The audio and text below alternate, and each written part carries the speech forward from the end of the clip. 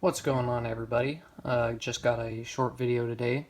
I got a build here in front of me that was part of me and my friend's latest D&D campaign, but I do need to take some parts from it for another project I'm working on that I might post a video on today as well.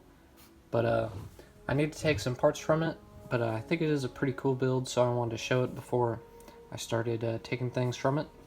But before we get into that itself, I actually have some creature builds, Fallout creatures and that sort of thing to show that I don't think I've showed before, but I've been using them for our D&D campaigns and stuff. Obviously, I need models to represent as many Fallout entities and things as I can. So first off, we'll do this one here.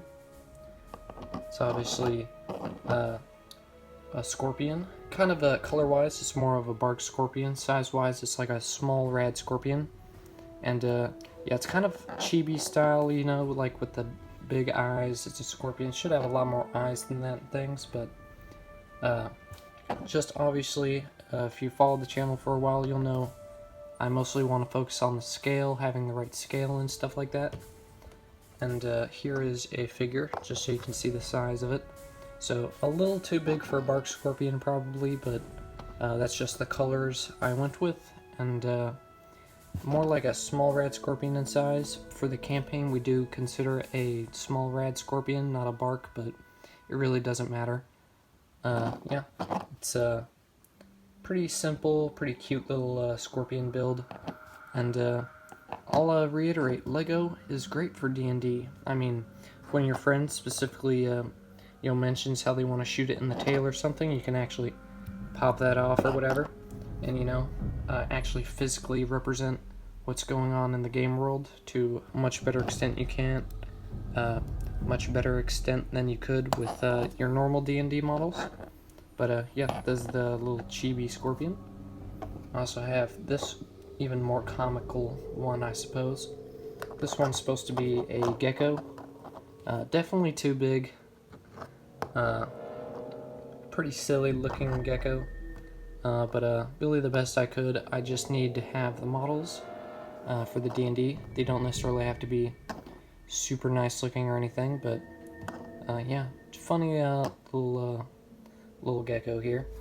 And then lastly, this one is supposed to be a giant ant, and probably having a little bit of trouble getting the legs all splayed right, but yep, big ant right here in dark red was the good color to go with, I think.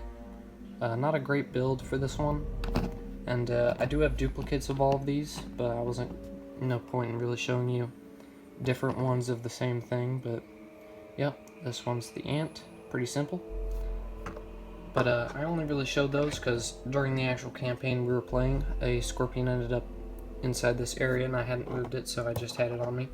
But let's get into this. So what is this? It's a cavern of sorts. Luckily my friends already got past this part of the D&D, so it doesn't really matter at all if I want to break down the whole thing, but I only really need a few parts.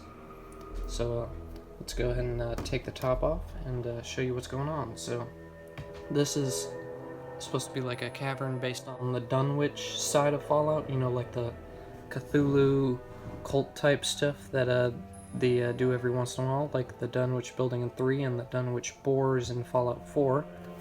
But let's go ahead and take a look at it. So as I said, it's a cavern of sorts, but let's just go ahead and get into the details. Oh, I should have put a book here, but anyways, I'll talk about that in a second. So it's just a pretty simple standard cavern build with all the slopes and stuff on the side. We got some ghouls around here, 3 of them total, and I'm using that one to represent a glowing one. And yeah, I just think all the parts I ended up using are really good for like the dark arts Cthulhu type vibe and stuff. Technically, I'm pretty sure all this lettering is Dwarven from Lord of the Rings, so Lord of the Ring dwarves language. It's from the Mines of Moria set, more or less all of this stuff, besides the window in the back. And we got a sacrifice table in the middle there. And this was for holding a book. In the D&D campaign, there was a book, not the Krvbekna, which is the book from Fallout 3, that is related to all this stuff, but it's like that. And this was just a cool little scenery piece to hold it in. And yeah, my friends managed to get down there and get the book, so don't need the build anymore, but thought I'd go ahead and show you. Just more of the same in all the other corners and stuff. Nothing in that chest because it got looted during the campaign. And I do really like this book pedestal build I did. It's pretty nice. It does hold a book really nice, but I'm not going to get a book out to show you or anything. Not really too much to talk about, just a cool little ritual site, dark arts and all that. And so yeah, I need some of the slopes from the top for a little Star Wars thing I'm working on, but I might talk about that in the next video. But till then, hope to see you guys in the next one, and thanks for watching.